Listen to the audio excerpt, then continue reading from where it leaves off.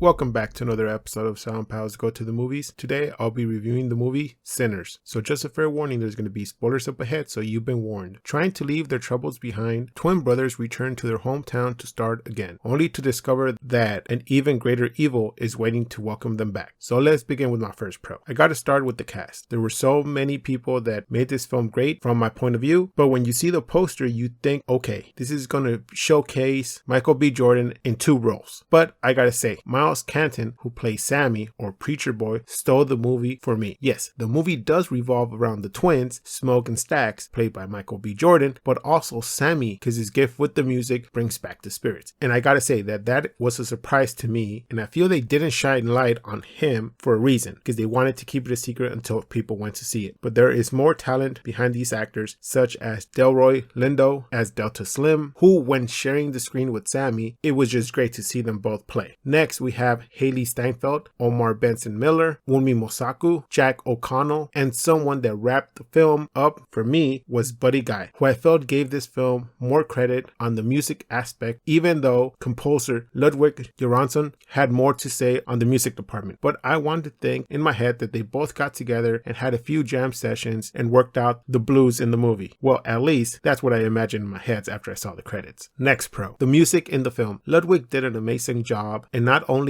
with the blues music, but also the Irish songs that the vampires played or sang. It added what I wanted to say was a battle of songs, if that makes sense, which played well to the story of Stax and Smokes along with Sammy, and how the blues relate to them and told their story. And as for Remick, the leader of the vampires, the Irish song gives us a view to his roots or history, which if you know the song he sings as the vampires are gathering outside around the fire, it makes sense why he wants Sammy and his gift of bringing back ancestors or spirits from different times to the present, because he misses his own people. So in a sense, you can see Remick as a lonely vampire or an evil entity that's trying to take people away. So yeah, the music was great, because when I left the theater, I wanted to listen to the soundtrack on my drive home. Next pro, the time period in which the film takes place, the 1930s, fit the movie well. From the Al Capone gangster style from Chicago clothing which Smoke and Stax wear, and the Mississippi backdrop which has the Klansmen lurking in the shadows, all the way to the Chow family, showing that there are other minorities in the South during this time. Also, the wardrobe and the set design, it just felt like you stepped back in time, and I really liked it when films do that and it feels organic. Next pro, it was said by the director that his inspiration was The Faculty and From Dusk Till Dawn, both directed by Robert Rodriguez, and also an episode of The Twilight Zone titled The Last Rites of Jeff Murdobank, and the novel The Salem Lot. And when you take all those and compare them to the film, it does make sense and it fits sort of like a puzzle. We see the horror elements to it, but some people, especially like Delroy Lindo, will see something else, a social commentary about humans and how easy they can turn on each other. This is what films should be. Simple plot, but when you talk to others, you get to dig deeper and find other connections, and like the director told Delroy, that it has different layers and viewers can find different meanings in it. I like how he is open to saying that he took inspiration from other sources and made it his own story, and not just claim that he came up with this work by himself, because everything is inspired by other things in the world, things that you have come upon, things that you have read, things that you've seen, and making it your own is what a director's goal should be, and this film did it well. Next pro, how the film was composed and arranged. I actually felt that if they wanted, they could make this into a graphic novel series, and I can see how it would lend well to the format, since every character has their own story to tell. It can go from every issue being from the point of view or a side story that could support the film, like the twins in Chicago or the twins during war, Sammy being raised by his preacher father, Delta Slim in his early days, heck, even the origin of the vampire back in Ireland. I mean, it can still happen since there isn't going to be a sequel, and I don't want there to be a sequel, but a companion graphic novel sounds pretty good, just to get perspective or backstory on all these characters. Last pro, for a vampire movie, it does keep the basic rules of things that can harm a vampire intact. For example, garlic, stake through the heart, silver, and the sun burning them, and not just making them sparkle. Also, I like how they included the Native Americans hunting down the vampires at the beginning of the film. That was a nice touch, because there are stories of how Native Americans do believe in vampires as well, so that was a nice touch. And now let's move on to my cons. The first half of the film is a slow burn, which if you don't have the patience, it will feel even longer. I understand that it is to develop the plot and characters, but there will be those who saw the trailer and expect it to be an action-packed movie about vampires. I will also say that the whole story takes place in a span of one day, and some will say only one day. The trailer made it seem like it was more than a few days, and they expect that. Also, there are some characters that come out and they don't talk about their past. For example, the vampire leader hints at his past when most viewers will get the idea. Some might feel cheated that they didn't have a flashback or have him tell Sammy about his origin or why he wants Sammy to become a vampire himself. So my grade for this film is going to be an 8.5 out of 10. I really enjoyed the film. I did talk about the slow burn, but that was an observation that I feel that some viewers might see. But to me, the slow burn served its purpose for building the world and the characters for us to care about in the later half of the film. Also, the mid-credit scene wrapped everything up. There are some small details that could have been elaborated more on, like the vampire's backstory when he says that Christians took his father's land. It references Ireland and how the Irish were converted to Christianity a long time ago. In the end, I recommend this film not just for the story, but for the music and the visuals that combine so well together in the mid-credit scene with Buddy Guy. So that does it for this review of Sinners. Please join us next time where we're going to review Thunderbolts. There's some big threat out there, and you are gonna help me stop it. Wait,